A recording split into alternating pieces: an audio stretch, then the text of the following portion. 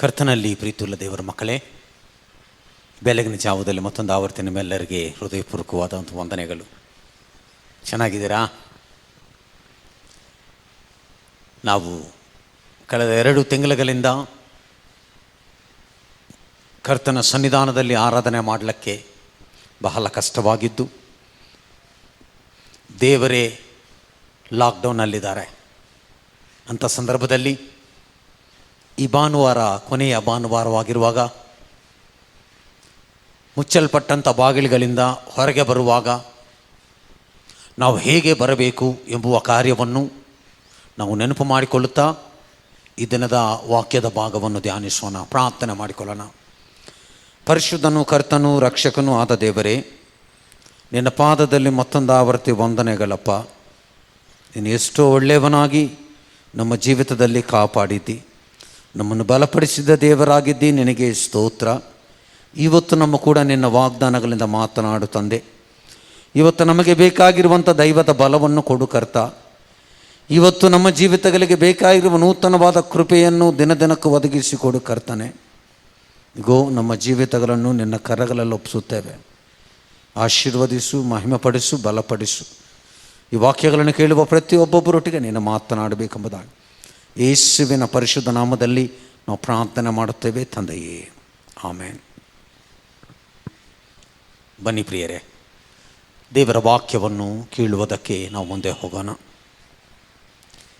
ದೇವರ ವಾಕ್ಯವನ್ನು ಇವತ್ತು ನಮ್ಮ ಧ್ಯಾನಕ್ಕಾಗಿ ಮಾರ್ಕನು ಬರೆದ ಸುವಾರ್ತೆ 5ನೇ ಅಧ್ಯಾಯ 25ನೇ ವಚನದಿಂದ 34ನೇ ವಚನದವರೆಗೆ ನಾವು ದೇವರ ವಾಕ್ಯವನ್ನು ಧ್ಯಾನಿಸೋಣ. ಮಾರ್ಕನು ಬರೆದ ಸುವಾರ್ತೆ 5ನೇ ಅಧ್ಯಾಯ 25ನೇ ವಚನದಿಂದ 34ನೇ ವಚನದವರೆಗೆ ನಾನು ದೇವರ ವಾಕ್ಯವನ್ನು ಓದುತ್ತೇನೆ. ದಯವಿಟ್ಟು ನೀವೆಲ್ಲರೂ ಗಮನಿಸಬೇಕೆಂಬುದಾಗಿ ನಾನು ಕೇಳುತ್ತೇನೆ.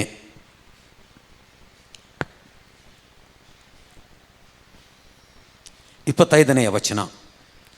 ಆಗ 12 ವರ್ಷದಿಂದ ರಕ್ತ ಕುಸುಮ ರೋಗವಿದ್ದ ಒಬ್ಬ ಹೆಂಗಸು ಬಂದಳು.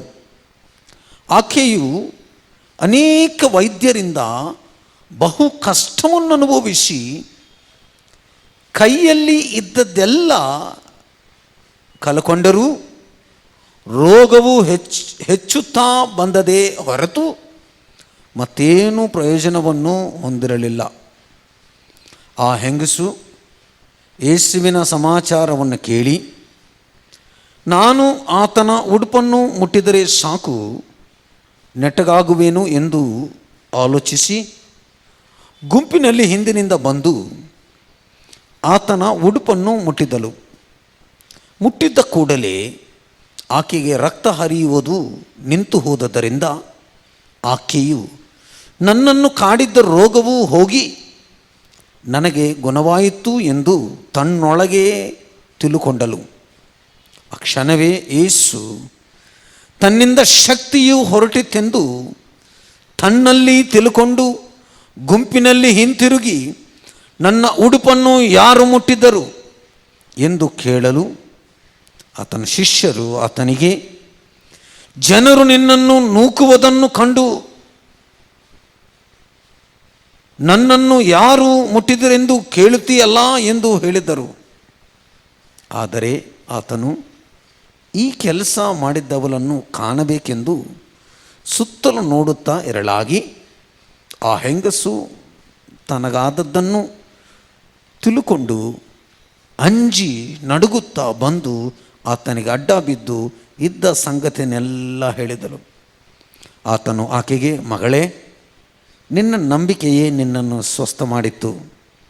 ಸಮಾಧಾನದಿಂದ ಹೋಗು, ನಿನ್ನನ್ನು ಕಾಡಿದ್ದ ರೋಗವು ಹೋಗಿ ನಿನಗೆ ಗುಣವಾಗಲಿ ಎಂದು ಹೇಳಿದ್ದನು. ಪ್ರೀತಿಯುಳ್ಳ ದೇವರ ಮಕ್ಕಳೇ, ಈ ಓದಲ್ಪಟ್ಟಂಥ ವಾಕ್ಯ ನಮ್ಮೆಲ್ಲರಿಗೆ ತುಂಬ ಚೆನ್ನಾಗಿ ಗೊತ್ತಿರುವ ವಾಕ್ಯ. ಸಂಡೇ ಸ್ಕೂಲ್ ಮಕ್ಕಳಿಗಾದರೆ ಅವ್ರಿಗೆ ಇನ್ನೂ ಚೆನ್ನಾಗಿ ಅರ್ಥ ಆಗುವಂಥ ವಾಕ್ಯವಿದು.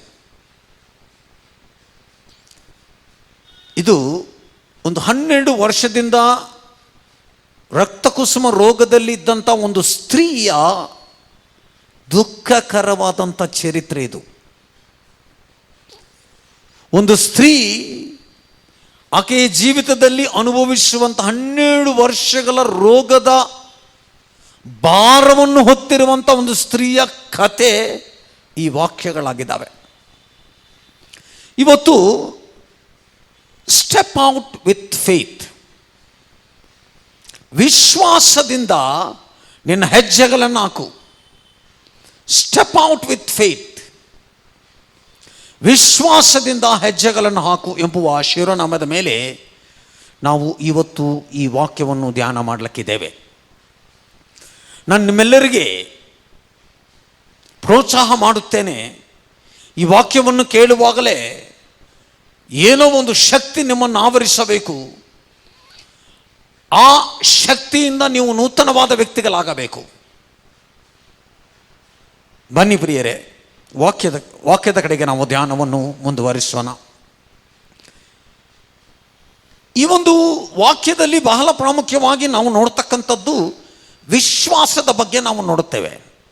ಫೇತ್, ವಿಶ್ವಾಸ ಒಬ್ಬೊಬ್ಬರಿಗೆ ಒಂದೊಂದು ವಿಧಾನವಾಗಿರುತ್ತೆ.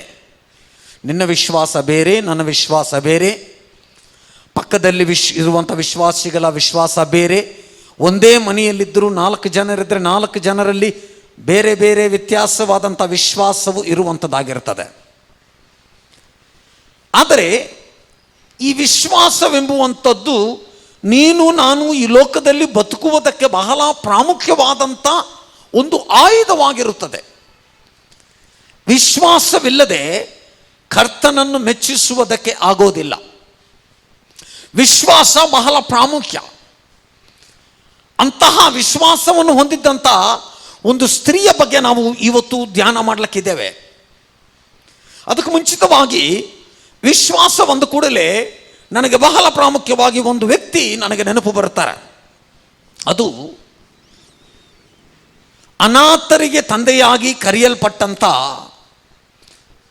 ಒಂದು ದೈವ ಸೇವಕರಾದಂಥ ಜಾರ್ಜ್ ಮುಲ್ಲರ್. ಇದೇನಿದು, ಇವ್ರ ಬಗ್ಗೆ ವಿಶ್ವಾಸದಲ್ಲಿ ಏನು ವಿವರಣೆ ಮಾಡ್ತಾ ಇದ್ದಾರೆ ಪಾಸ್ಟರ್ ಅವರು ಅಂತ ಆಲೋಚನೆ ಮಾಡ್ತಾ ಇದ್ದೀರಾ?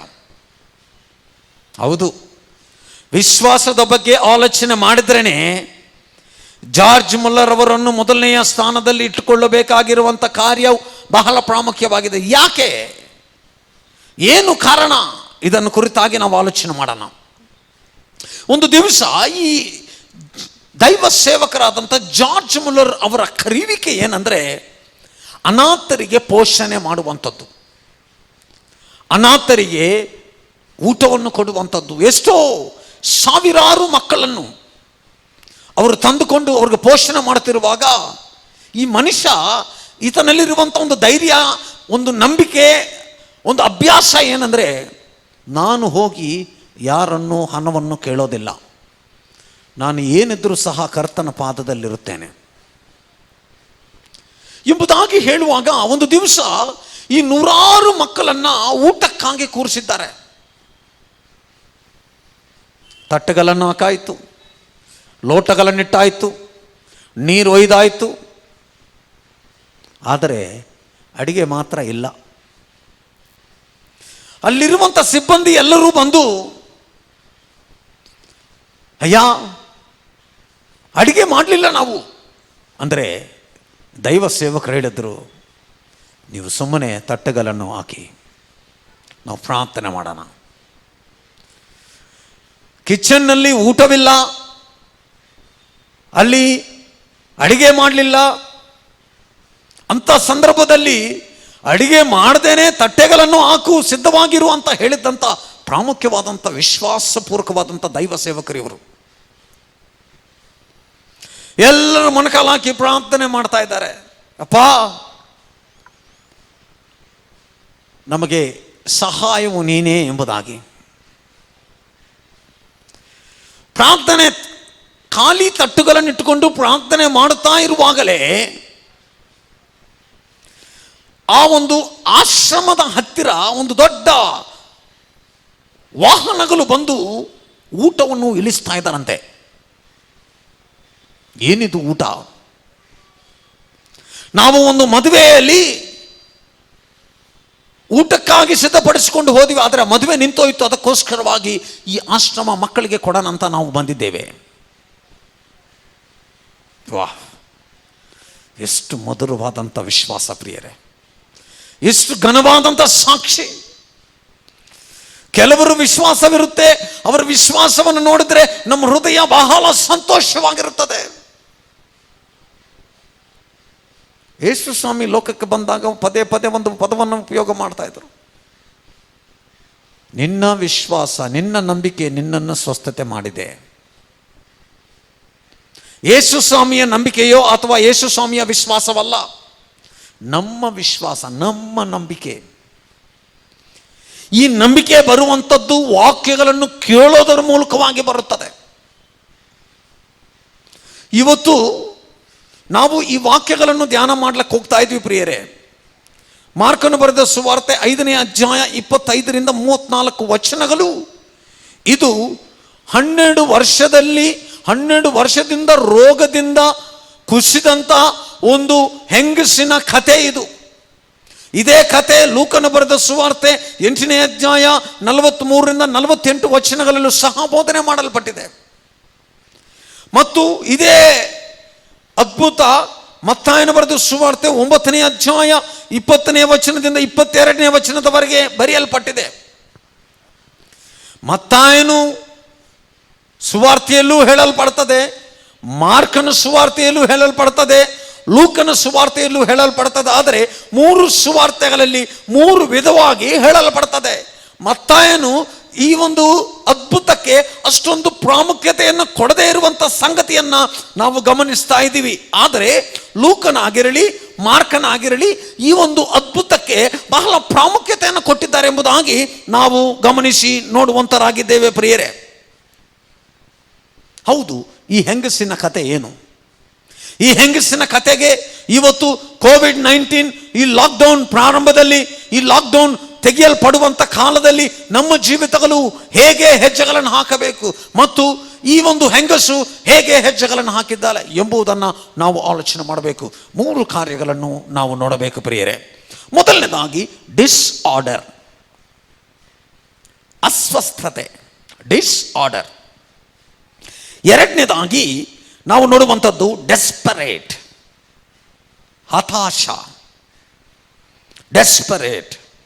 ಮೂರನೇದಾಗಿ ನಾವು ಗಮನಿಸುವಂಥದ್ದು ಡಿಸೈರ್, ಬಯಕೆ. ನೋಡಿ ಪ್ರಿಯರೇ, disorder, desperate, desire. Disorder, desperate, desire. ಮೊದಲನೇದಾಗಿ ಡಿಸ್ಆರ್ಡರ್, ಅಸ್ವಸ್ಥತೆ. ಪ್ರಿಯ ದೇವರ ಮಕ್ಕಳೇ, ನಾವು ಕೆಲವು ಸಮಯದಲ್ಲಿ ಬಡವರಾಗಿರ್ಬೋದು, ಬಡವರಾಗಿದ್ದರೂ ಪರವಾಗಿಲ್ಲ. ಆದರೆ ಬಡತನದ ಜೊತೆಯಲ್ಲಿ ಒಂದು ರೋಗ ಬಂದರೆ ನಾವು ಈ ಲೋಕದಲ್ಲಿ ಬದುಕೋದಕ್ಕೆ ಬಹಳ ಕಷ್ಟ. ಒಂದು ಮನುಷ್ಯನಿಗೆ ಒಂದು ರೋಗ ಅಂತ ಬಂದ ಕೂಡಲೇ ಇಡೀ ಕುಟುಂಬನೇ ಕದಲಿಸಲ್ಪಡ್ತದೆ. ಹಣ ಖರ್ಚು ಮಾಡಿ ಖರ್ಚು ಮಾಡಿ ಖರ್ಚು ಮಾಡಿ, ಒಡವೆಗಲು ಖರ್ಚು ಮಾಡಿ, ಇರುವಂಥ ಆಸ್ತಿಗಳನ್ನು ಮಾರಿ ಅದಕ್ಕೆ ಖರ್ಚು ಮಾಡಿ ಕೊಟ್ಟು ಅನೇಕ ವಿಧವಾದಂಥ ಹೋರಾಟ, ಬಲಹೀನತೆ, ಅನಾರೋಗ್ಯ. ಅಂದರೆ ಒಂದು ಮನೆಯಲ್ಲಿ ಒಬ್ಬರಿಗೆ ಅನಾರೋಗ್ಯ ಅಂದರೆ ಇಡೀ ಕುಟುಂಬನೇ ಕದಲಿಸಲ್ಪಡ್ತದೆ, ಇಡೀ ಕುಟುಂಬನೇ ಬಿದ್ದೋಗುವಂಥದ್ದಾಗಿರ್ತದೆ. ನನ್ನ ಪ್ರೀತಿಯ ದೇವರ ಜನರೇ, ಆ ರೀತಿಯಲ್ಲಿ ಇರುವಂಥ ಒಂದು ಹೆಣ್ಣು ಮಗಳು 12 ವರ್ಷದಿಂದ ರಕ್ತ ಕುಸುಮ ರೋಗದಿಂದ ನರಳುತ್ತಾ ಇದ್ದಾಳೆ. ಯಾಜಕ ಕಾಂಡ 15ನೇ ಅಧ್ಯಾಯ 25-27ನೇ ವಚನಗಳ ಪ್ರಕಾರವಾಗಿ ಆಕೆ ಅಶುದ್ಧಳು ಎಂಬುದಾಗಿ ಕರೆಯಲ್ಪಡ್ತಾ ಇದ್ದಾಳೆ. She is unclean. ಅನಾರೋಗ್ಯವಾಗಿರುವವರ ಹತ್ರ ಹೋಗಿ ನೀನು ಅದು ಮಾಡಬೇಡ ಇದು ಮಾಡಬೇಡ ಅಂದರೆ ಬಹಳ ನೋವಾಗುತ್ತೆ ಪ್ರಿಯರೇ. She is been called unclean. ಆಕೆ ಅಶುದ್ಧಳು ಎಂಬುದಾಗಿ ಕರೆಯಲ್ಪಟ್ಟಿದ್ದಾಳೆ. ಬದಲಾಗಿ ಯಾಜಕ ಕಾಂಡದಲ್ಲಿ ಬೋಧನೆ ಮಾಡುತ್ತದೆ, ಆಕೆ ಮಲಗಿರುವಂಥ ಹಾಸಿಗೆ ಅಶುದ್ಧವಾದದ್ದು, ಆಕೆ ಕೂತಿರುವ ಸ್ಥಳವು ಅಶುದ್ಧವಾದದ್ದು, ಆಕೆ ನಿಂತುಕೊಳ್ಳುವ ಸ್ಥಳವು ಅಶುದ್ಧವಾದದ್ದು, ಆಕೆ ಯಾರನ್ನ ಮುಟ್ಟಿದ್ರೆ ಅಶುದ್ಧವಾದದ್ದು. ಎಲ್ಲವೂ ಅಶುದ್ಧತೆ, ಅಶುದ್ಧತೆ, ಅಶುದ್ಧತೆ. 12 ವರ್ಷದಿಂದ ಈ ಒಂದು ತಾಯಿ ಬಹಳ ನೋವನ್ನು ಅನುಭವಿಸ್ತಾ ಇದ್ದಾಳೆ. ಈ ತಾಯಿ ಒಂಟಿಯಾಗಿದ್ದಾಳೆ. ಈ ವಾಕ್ಯಗಳ ಪ್ರಕಾರವಾಗಿ ಆಕೆಯನ್ನು ಮುಟ್ಟುಕೊಳ್ಳುವುದಕ್ಕೂ ಬಹಳ ಕಷ್ಟ. ಒಂದು ದಿವಸ ಅಲ್ಲ, 2 ದಿವಸ ಅಲ್ಲ ಪ್ರಿಯರೇ, 12 ವರ್ಷಗಳ ಕಾಲ 12 ವರ್ಷಗಳ ಕಾಲ ಒಂದು ನೋವನ್ನು ಅನುಭವಿಸುತ್ತಾ, ಒಂದು ಏಕಾಂತವಾಗಿರುತ್ತಾ, ಒಂದೇ ಕೋಣೆಯಲ್ಲಿರುತ್ತಾ, ಎಲ್ಲರೂ ಇದ್ರೂ ಸಹ ಇಲ್ಲದಂಗೆ ಬದುಕುವಂತ ಜೀವಿತ ಈ ತಾಯಿಗಾಗಿದೆ ಪ್ರಿಯರೇ. 12 ವರ್ಷ ಕ್ವಾರಂಟೈನ್, 14 ದಿನ ಕ್ವಾರಂಟೈನ್ ಅಂದ ಕೂಡಲೇ ಇವತ್ತು ದಿನ ಅನೇಕ ಜನರು ಓಡಿ ಹೋಗ್ತಾ ಇದ್ದಾರೆ. ಆದರೆ 12 ವರ್ಷಗಳ ಕಾಲ ಈ ತಾಯಿಯ ಕ್ವಾರಂಟೈನ್ ಇದೆ ಪ್ರಿಯರೇ. 12 ವರ್ಷಗಳ ಕಾಲ ಸಮಾಜ ಮಂದಿರಗಳಿಗೆ ಹೋಗಂಗಿಲ್ಲ, ಸಾಮಾಜಿಕ ಒಂದು ಧಾರ್ಮಿಕ ಕಾರ್ಯಗಳಿಗೆ ಹೋಗಂಗಿಲ್ಲ. 12 ವರ್ಷ ಕುಟುಂಬದವರೊಂದಿಗೆ ಮಾತನಾಡಂಗಿಲ್ಲ. 12 ವರ್ಷ ಸಾಮಾಜಿಕ ಜನರ ಮಧ್ಯದಲ್ಲಿ ಆಕೆಯು ಒಬ್ಬಳಾಗಿ ಬರಲಿಕ್ಕೆ ಅವಕಾಶವಿಲ್ಲದೆ ಇರುವಂತಹ ಸಮಯವಿದು. Total suffering, total suffering. ನಿನ್ನ ಪ್ರೀತಿಯ ಮಕ್ಕಳು, ನಿನ್ನ ತಂದೆ, ನಿನ್ನ ತಾಯಿಯನ್ನು ತಪ್ಪಿಕೊಳ್ಳದಕ್ಕೆ ಆಗದೆ ಇರುವಂಥ ಜೀವಿತ ಹೇಗಿರುತ್ತೆ ಪ್ರಿಯರೇ? ಎಲ್ಲರೂ ಇದ್ರೂ ಸಹ ಇಲ್ಲದೇ ಇರುವಂಥ ಜೀವಿತವನ್ನು ಈಕೆ ಅನುಭವಿಸ್ತಾ ಇದ್ದಾಳೆ. Disorder, disorder. ದೇವರ ವಾಕ್ಯವು ಮತ್ತು ಯಹೂದ್ಯದ ಸಂಪ್ರದಾಯ ಹೇಳುತ್ತದೆ, ಪ್ರತಿ ನಿತ್ಯವೂ ಆಕೆ ಹಾಕೊಂಡಿರುವಂಥ ಉಡುಪುಗಳನ್ನು ಶುದ್ಧವಾಗಿ ತೊಳೆದು ಅದನ್ನು ಶುದ್ಧವಾಗಿಟ್ಟುಕೋಬೇಕೆಂಬುದಾಗಿ.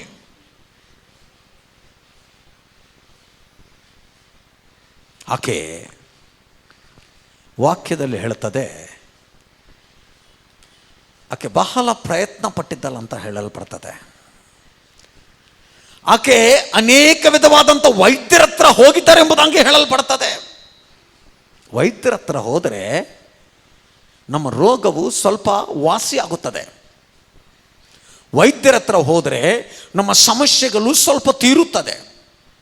ವೈದ್ಯರ ಹತ್ರ ಹೋದರೆ ನಮ್ಮ ಬಲಹೀನತೆಗಳು ಸ್ವಲ್ಪ ಬದಲಾವಣೆ ಆಗ್ತದೆ. ಆದರೆ ಈಕೆಯ ಸ್ಥಿತಿ ಬಹಳ ವಿಚಿತ್ರವಾದಂಥ ಸ್ಥಿತಿ. ಅದು ಏನಂದರೆ, ಆಕೆಯ ಸ್ಥಿತಿ ವೈದ್ಯರನ್ನು ಕಾಣುತ್ತಲೇ ಒಂದೊಂದು ಡಾಕ್ಟರನ್ನು ಭೇಟಿ ಮಾಡುತ್ತಲೇ ಆಕೆಯ ಸ್ಥಿತಿ ಇನ್ನೂ ವರ್ಸ್ಟ್ ಆಗಿ ಇಳಿದು ಬಂದಿದೆ. ಕೂಡಿಟ್ಟುಕೊಂಡ ಎಲ್ಲ ಹಣವು ಖರ್ಚಾಗಿ ಹೋಯಿತು. ಆಕೆ ಎಲ್ಲ ಪ್ರಯತ್ನಗಳು ಹೋಯಿತು. ಆಕೆಗೆ ಇರುವುದು ಎಲ್ಲವೂ ಹೋಯಿತು. ತನ್ನವರು ಬಿಟ್ಟಿದ್ದಾರೆ. ತನಗೆ ಏಕಾಂಗಿಯಾಗಿ ಬದುಕುವಂಥ ಜೀವಿತ ಒಂದು ದಿವಸ ಅಲ್ಲ, 2 ದಿವಸ ಅಲ್ಲ, 12 ವರ್ಷಗಳ ಕಾಲ ಒಂದು ತಾಯಿ ಒಂದು ಏಕಾಂತದಲ್ಲಿದ್ದು ನೋವನ್ನು, ಸಂಕಟವನ್ನು ಅನುಭವಿಸುತ್ತಾ ಇದ್ದಾಳೆ.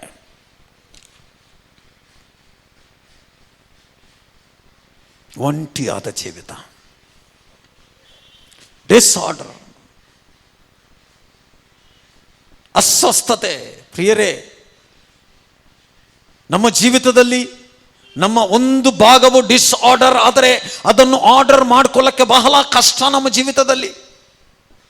ಈ ತಾಯಿ ಜೀವಿತದಲ್ಲೂ ಸಹ 12 ವರ್ಷ ಒಂದು ರೋಗವನ್ನು ಹೊತ್ತುಕೊಂಡು ಬರ್ತಾ ಇದ್ದಾಳೆ. Disorder, everything is disorder. ಪ್ರತಿಯೊಂದು ಅಸ್ವಸ್ಥತೆಯಲ್ಲಿದೆ. ಆಕೆಯ ಜೀವಿತ ಕಂಗಾಳಾಗಿದ್ದಾಳೆ. ಆಕೆಯ ಜೀವಿತ ನೋವಳ್ಳಿದ್ದಾಳೆ. ಆಕೆಯ ಜೀವಿತ ಅನೇಕ ವಿಧವಾದ ಪ್ರಶ್ನೆಗಳಲ್ಲಿ ಮೂಡಿದ್ದಾವೆ. ಈ ತಾಯಿ ಸಮಾಜದಲ್ಲಿ ಒಬ್ಬಳು ಎಂಬುವುದನ್ನೇ ಮರೆತೋಗಿದ್ದಾರೆ ಎಲ್ಲರೂ. ನಾನು ಅನ್ಕೋತೀನಿ, 12 ವರ್ಷ ಒಂದು ವ್ಯಕ್ತಿಯನ್ನು ಕಾಣದೇ ಇದ್ದರೆ, ಸಮಾಜದಲ್ಲಿ ನೋಡದೇ ಇದ್ದರೆ ಬಹುಶಃ ಅವರು ಸತ್ತೋಗಿದ್ದಾರೆ ಎಂಬುದಾಗಿ ಅನ್ಕೋತೀನಿ. ಆ ರೀತಿಯಾಗಿ ಆಲೋಚನೆ ಮಾಡ್ತಾರೆ ಜನರ ಪಾಳಿಗೆ ಆಕೆ ಸತ್ತೋಗಿದ್ದಾಳೆ. ಪ್ರೀತಿಯುಳ್ಳ ದೇವರ ಮಕ್ಕಳೇ, 2ನೇದಾಗಿ ಡೆಸ್ಪರೇಟ್, ಹತಾಶ, ಡೆಸ್ಪರೇಟ್.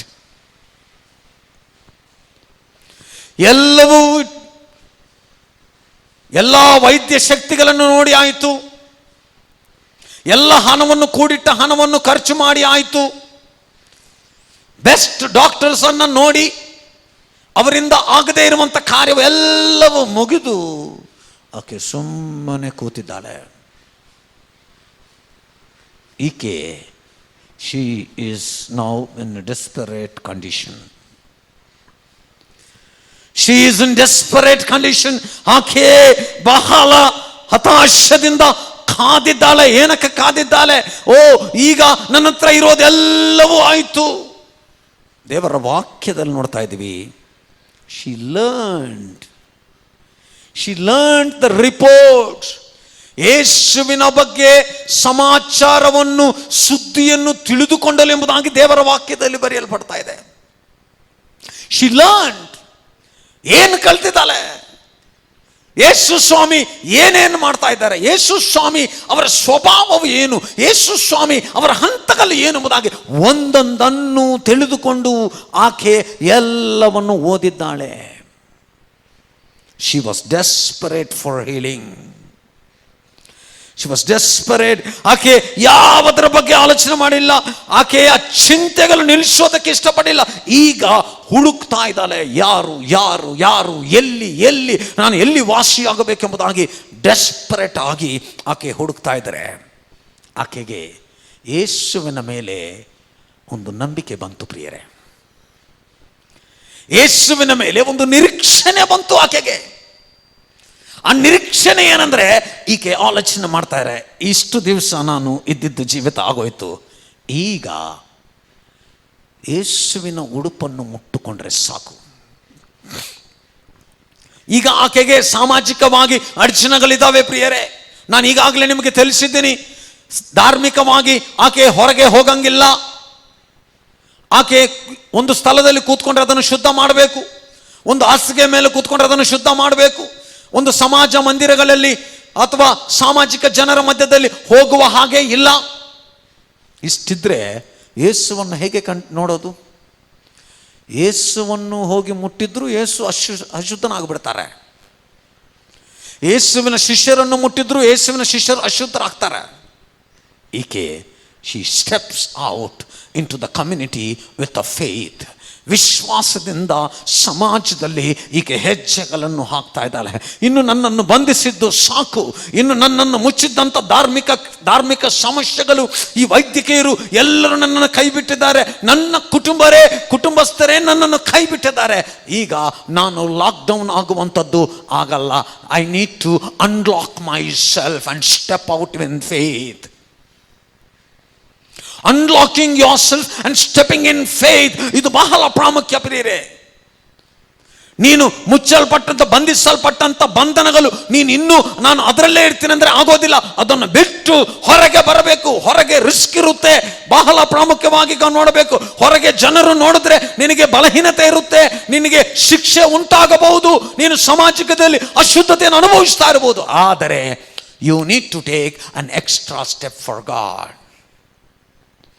ನೀನು ನಿನಗಿರುವಂಥ ಬಂಧನದಿಂದ ಬಿಡುಗಡೆ ಆಗಲ್ಪಡಬೇಕು ಅಂದ್ರೆ you need to go a extra mile. She is desperate. She had great hope. ಆಕೆ ಯೇಸುವನ್ನು ಆಕೆ ನೋಡಿ ಮಾತನಾಡಬೇಕು, ಆ ಬಾಧೆಗಳಿರಲಿಲ್ಲ, ಆ ಆಸೆನೂ ಸಹ ಇರಲಿಲ್ಲ. ಇಷ್ಟೊಂದು ಜನ ಸಮೂಹದಲ್ಲಿ ನಾನು ಎಲ್ಲಿ ನೋಡುವಂಥದ್ದು? ಆದರೆ ಅವರ ಉಡುಪನ್ನು ಮುಟ್ಟುಕೊಂಡ್ರೆ ಸಾಕು. ಇಲ್ಲಿ ನಾನು ಒಂದು ಸತ್ಯವನ್ನು ನಾನು ನಿಮಗೆ ಹೇಳ್ತೇನೆ ಪ್ರಿಯರೇ. ಈಕೆ ಹೋಗಿ ಯೇಸುವಿನ ಉಡುಪನ್ನು ಮುಟ್ಟುಕೊಂಡ್ರೆ ಸಾಕೆಂಬುದಾಗಿ ಬಯಸ್ತಾ ಇದ್ದಾಳೆ. ಯೇಸುವಿನ ಉಡುಪನ್ನು ಮುಟ್ಟುಕೊಂಡ್ರೆ ನನ್ನ ರೋಗ ವಾಸಿಯಾಗುತ್ತದೆ.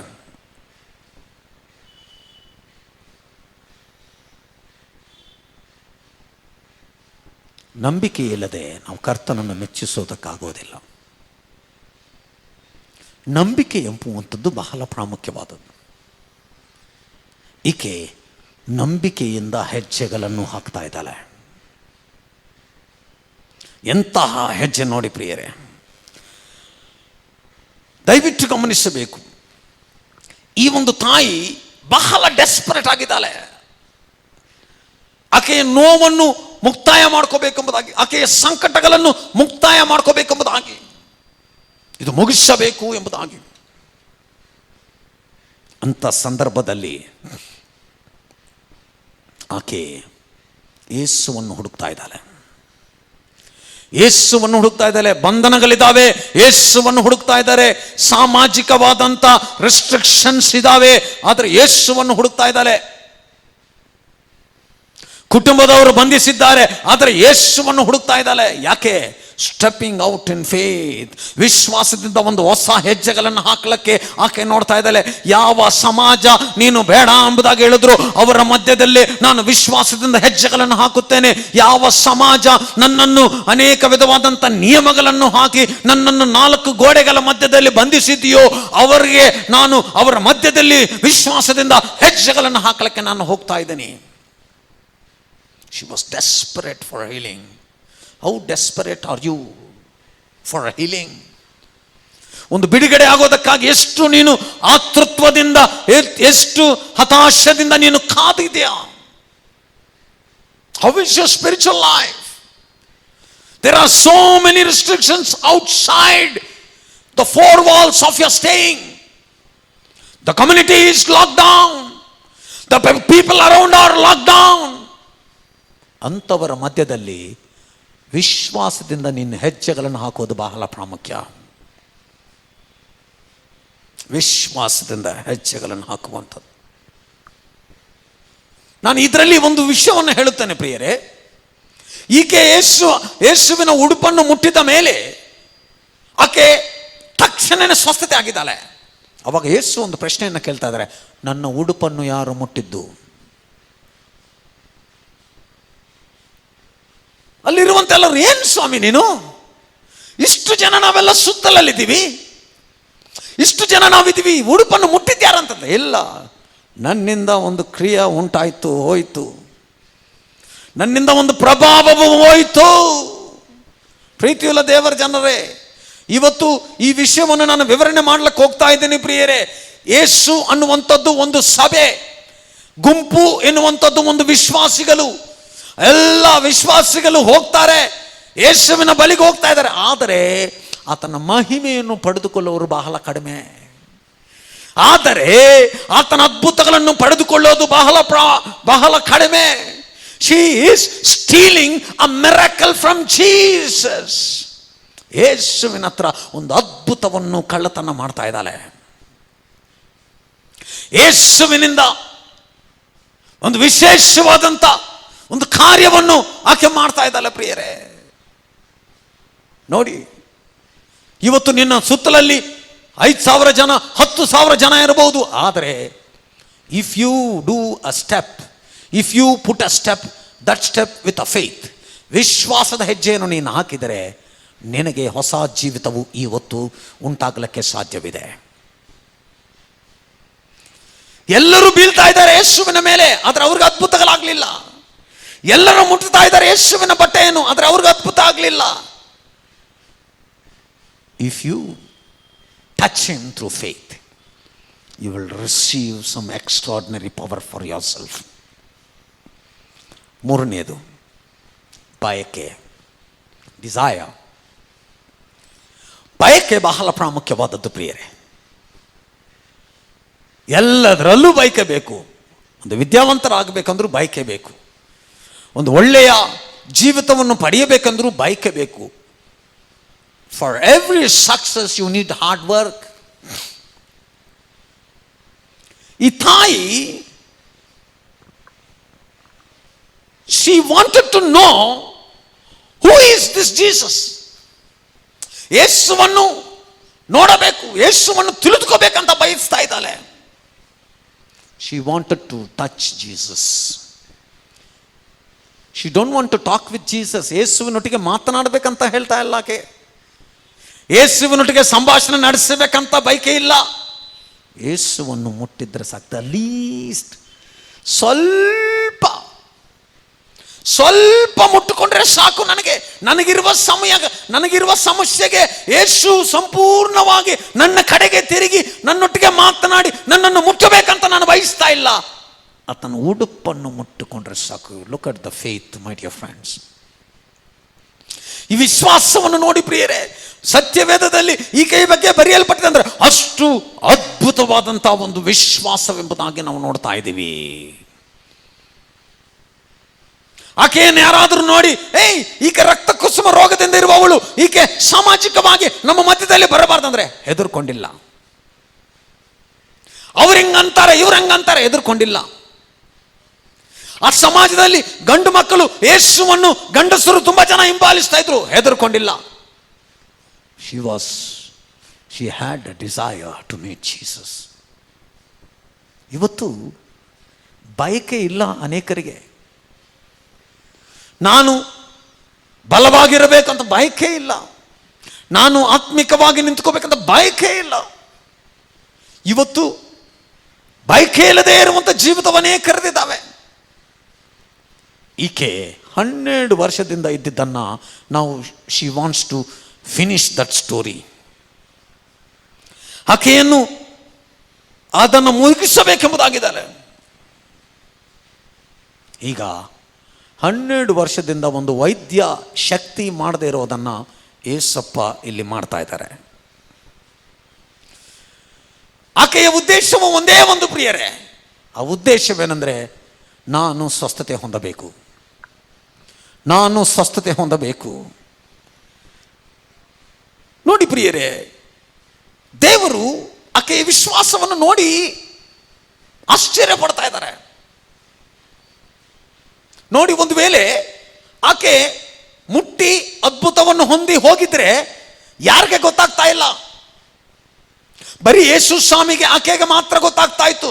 ಆಕೆ ಮುಟ್ಟಿ ಸ್ವಸ್ಥತೆ ಹೊಂದಿದ ಕೂಡಲೇ ನಮ್ಮ ಯೇಸುವಿನ ಶೈಲಿ ಹೆಂಗಂದ್ರೆ ನಿನ್ನನ್ನು 4 ಗೋಡೆಗಳ ಮಧ್ಯದಲ್ಲಿ ಇಡೋದಕ್ಕೆ ಆತನಿಗೆ ಇಷ್ಟ ಇಲ್ಲ. He wants you to bring out from darkness. He wants you to bring out from the lockdown. He wants to unlock you.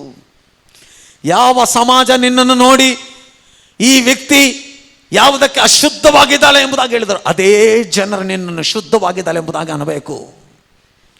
ಯಾವ ಜನರು ನಿನ್ನನ್ನು ತಿರಸ್ಕಾರ ಮಾಡಿದ್ರು ಅದೇ ಜನರು ಮತ್ತೆ ನಿನ್ನನ್ನು ಸ್ವಾಗತ ಮಾಡಬೇಕು. Jesus wants to acknowledge people. ನೀನು ಲೋಕದಲ್ಲಿ ನಿನ್ನ ಹತ್ರ ಹಣ ಇದ್ರೆ ಅನೇಕರು ಗೌರವಿಸ್ತಾರೆ, ಆದರೆ ಯೇಸು ಸ್ವಾಮಿಯ ಶೈಲಿ ಹಂಗಲ್ಲ. ನೀನು ಇದ್ದರೂ ಪ್ರೀತಿ ಮಾಡ್ತಾರೆ, ಇಲ್ಲಂದ್ರೂ ಪ್ರೀತಿ ಮಾಡ್ತಾರೆ. ಇವತ್ತು he wants to acknowledge you.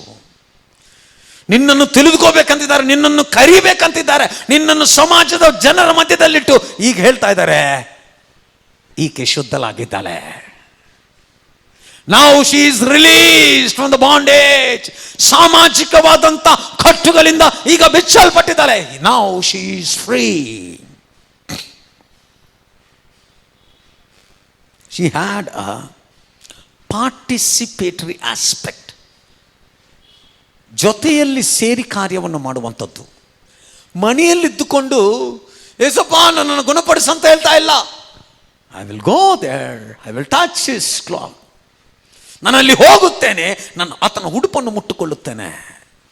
Participation. ನಾನು ಯೇಸುವಿನಲ್ಲಿ, ಯೇಸು ನನ್ನಲ್ಲಿ. ಅದಕ್ಕೆ ದೇವರು ಹೇಳಿದ್ದಾರೆ, ಯೇಸಪ್ಪ ಇಲ್ಲಿಗೆ ಬಂದಾಗ ನನ್ನಲ್ಲಿ, ನನ್ನ ವಾಕ್ಯದಲ್ಲಿ ಯಾವನು ನೆಲೆಗೊಂಡಿರ್ತಾನೆ ಅವನು ಅಭಿವೃದ್ಧಿಯನ್ನು ಹೊಂದುತ್ತಾನೆ. ಅಬೈಡಿಂಗ್, ನೆಲೆಗೊಂಡಿರುವಂಥದ್ದು, ಯಾವ ಕೊರತೆ ಇಲ್ಲದೆ ಇರುವಂಥ ಜೀವಿತವು ಎಂಬುದಾಗಿ ದೇವರ ವಾಕ್ಯ ಹೇಳುತ್ತದೆ. ಕೊರತೆ ಪಡೆಯನು, ಯೆಹೋವನು ನನಗೆ ಕುರುಬನಾಗಿದ್ದಾನೆ. ಇವತ್ತು ಆಕೆ she started swimming in the crowd, my dear friends. There is a big crowd because she had a desire in our heart. ಯಾರಿಗೆ ಈ ಬಯಕೆ ಇರ್ತದೋ ಯೇಸು ಅವರನ್ನು ಮೇಲಕ್ಕೆತ್ತಾರೆ ಮೊದಲನೇದಾಗಿ.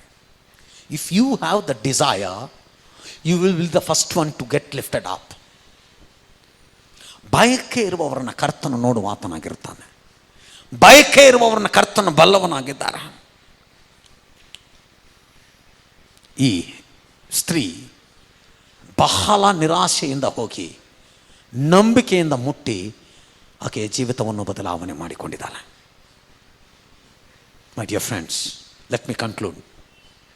What kind of step you are putting outside?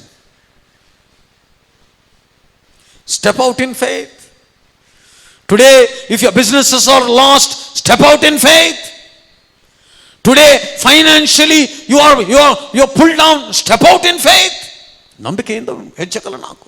ಆ ಹೆಜ್ಜೆ ನಂಬಿಕೆಯಿಂದ ಕರ್ತನ ಮೆಚ್ಚುವ ಹೆಜ್ಜೆ ಆಗಿರಬೇಕು. ಆ ಹೆಜ್ಜೆ ಕರ್ತನ ಕದಲಿಸುವ ಹೆಜ್ಜೆ ಆಗಿರಬೇಕು. ಖಾಲಿ ತಟ್ಟುಗಳನ್ನಿಟ್ಟುಕೊಂಡು ಪ್ರಾರ್ಥನೆ ಮಾಡುವಂಥ ದೈವ ಜನರಿಗೆ ಪೋಷಣೆ ಮಾಡಿದಂಥ ದೇವರು ನಿನ್ನನ್ನು ಈ ಬೆಳಗಿನ ಜಾವದಲ್ಲಿ ಪೋಷಣೆ ಮಾಡ್ಲಿಕ್ಕೆ ಆತನ ಸಿದ್ಧವಾಗಿದ್ದಾನೆ ಪ್ರಿಯರೇ. Step out in faith, March forward, move the heart of the god. ನಿನ್ನ ನಂಬಿಕೆಯನ್ನು ನೋಡಿ ಕರ್ತನೇ ಆಶ್ಚರ್ಯಪಟ್ಟು ಆತನ ನಾಮದಲ್ಲಿ ನಿಂತ್ಕೋಬೇಕು. ಕರ್ತನು ಗುಂಪಲ್ಲಿ ಹೋಗ್ತಿದ್ರು, ನಿನ್ನ ವಿಶ್ವಾಸವನ್ನು ನೋಡಿ ನಿಂತುಕೊಂಡು ಈ should release new blessings for you. ನಿನಗಾಗಿ ನೂತನವಾದಂಥ ಅದ್ಭುತಗಳನ್ನು ಆತನು ನಿನಗಾಗಿ ಸುರಿಸಬೇಕು. ಇವತ್ತು ಹೇಗೆ ನನ್ನ ಜೀವಿತವನ್ನು ಮುಂದುವರಿಸಬೇಕೆಂಬುದಾಗಿ ಹೆದರ್ಕೋತಾ ಇದೆಯಾ?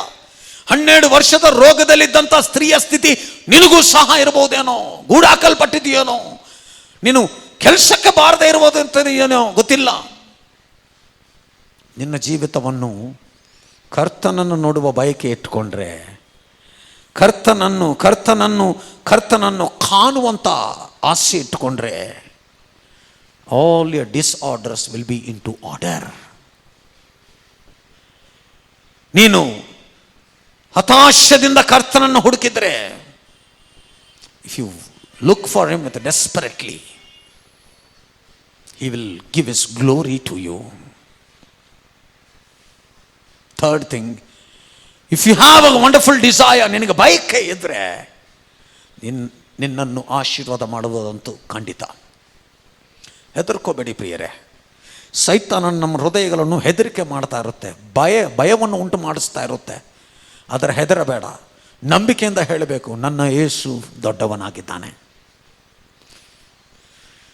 ನಿನ್ನ ಸ್ವಂತ ಕುಟುಂಬ, ನಿನ್ನ ಸ್ವಂತ ಸಮಾಜ, ನೀನು ನಂಬಿದ್ದ ಜನರು, ಇವರೆಲ್ಲರೂ ನಿನ್ನನ್ನು ಗೂಡಾಕಿರಬಹುದು.